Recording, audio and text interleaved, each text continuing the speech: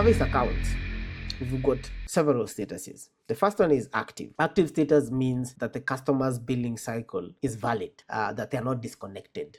It's not due. They are active. They've been provisioned and now they're using the internet. But majorly, it speaks to billing validity. The next one is pending billing. Pending billing is going to be a status that will be sort of intermediary in the provisioning process, depending on how you're approaching it. Is the customer being onboarded from leads, or are you doing it directly? Pending billing is going to be just a holding status that says, hey, something is happening to this account. So it tells any other process that is supposed to, be checking on it to stay off. It just says, hey, stay off. This account is actually in pending billing state. So don't try and do anything to it. Something else is already working on it. And usually when you've got these kinds of statuses, you'll find that the system is unable to perform, or rather the account, you're unable to perform certain actions on it because it has to get through that transition safely. And that's how we do it. We've got these statuses that we just lock in the account and make sure that nothing else happens to it.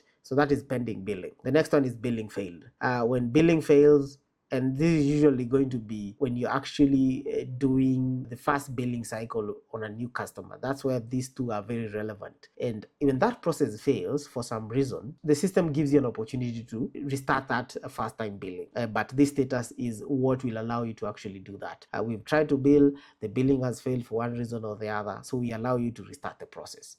And usually you'd find that it works on the second attempt, or whenever whatever it is that was actually getting it stuck is actually fixed. The fourth one is going to be the pending payment. It's also another status that you use in provisioning, and it also speaks to the transition. When an account is transitioned from a lead to a customer, there's that flow of events, and you'll be able to see how that works when you actually start talking about onboarding customers using leads. You're going to see that happens. And I believe even the current account that we were actually working on the John Doe. Let's open this one, and you'll notice something about it, that it's in pending payment. And that's the status you're talking about here, pending payment. It was just created, so it's pending payment. Nothing has happened to it.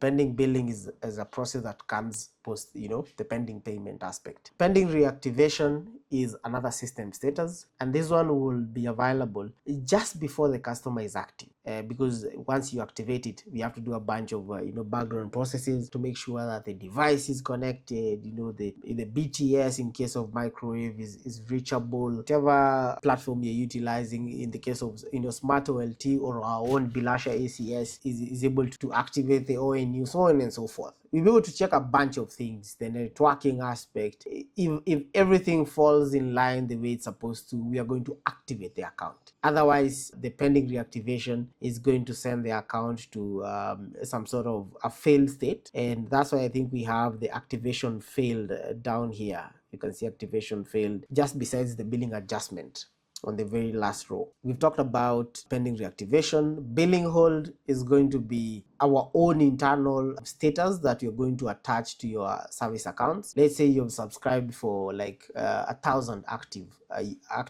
subscribers. That is your package or your license. If you go above that without first upgrading your package, then those extra accounts, you're going to put them on billing hold up until you upgrade your package. Then we can be able to allow you to proceed with those accounts. So billing hold is a Bilasha status purely to bill you. It's got nothing to do with your actual internal operation for the service account. The second one is billing correction. That is after the billing hold. And the billing correction, what we do is when you're making adjustments, upgrade or downgrade, things that affect an active account, you're going to put it on billing correction so that something does not happen to that account from a different process. So you're sort of holding it. You're saying, hey, we're working on this one. It's similar to pending billing, just for a different circumstance. And once you see that one, you can't do anything to the account in terms of billing. And once we're done, we take it back to whatever state that it's supposed to be. Pending FUP action is going to be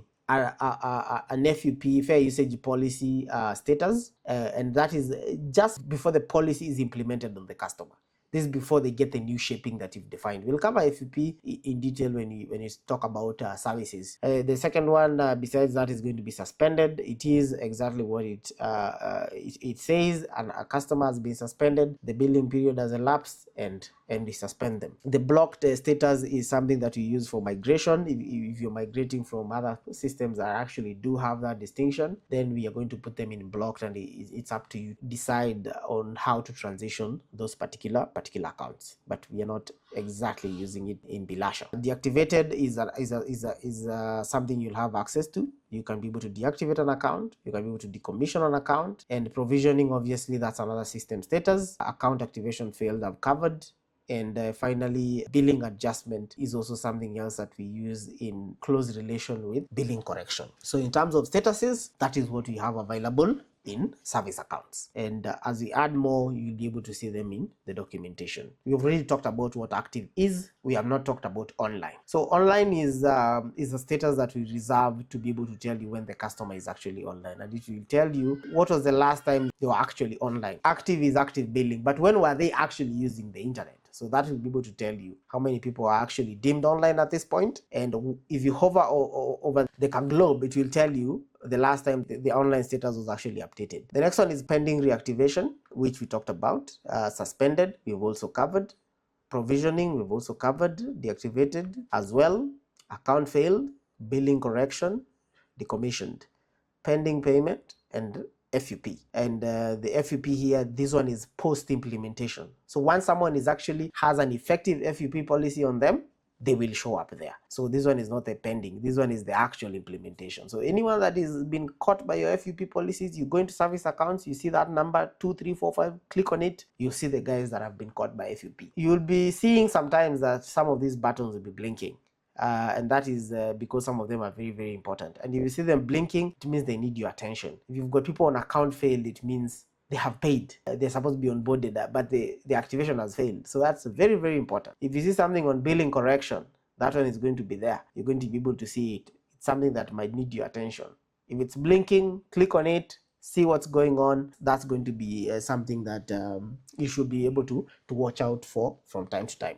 Below the service account, there's like a very sort of hidden button there that says overdue accounts. This button is a self-check. You know, our system is supposed to be foolproof. It's supposed to be able to not miss any billing cycles or for whatever reason. But then sometimes you find that a background task might actually fail, and would rather give you the tools to have insight on anything like that might have happened, than actually sit here pretty saying that, oh, it might never happen. No, if it does happen, you know it. And what does overdue accounts do? It checks the current active period and checks today. If the active period is in the past, we are going to flag that account, because that account cannot be active, have a deactivation day that is in the past, and it is still active. So either it was deactivated, someone went back and clicked on it, activated it, or maybe a billing cycle failed. Either way, we need to inform you, because you're losing money. If the system should be able to pick it up, we do checks, I think 3 times a day to be able to, root out these kinds of accounts. But it's good that you have that insight, that you can be able to see that, hey, there's this account that is still active, and you can check why and when was it deactivated. If it was deactivated, thank God we have logs for that. So if you're having a bit of maliciousness going on in your company, you'll be able to hunt it down.